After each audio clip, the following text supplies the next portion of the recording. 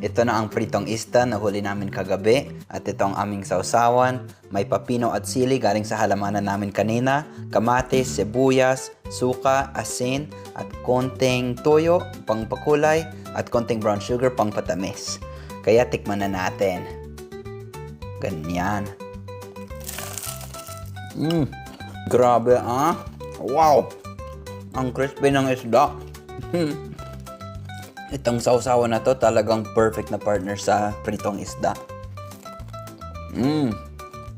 Sarap ah. Okay, tikman din ni Jess itong pritong isda. Hala, ginawa niyang cereal oh.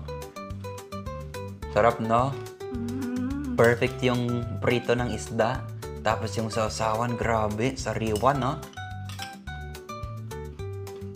Sobrang sabi ako makapagsalita.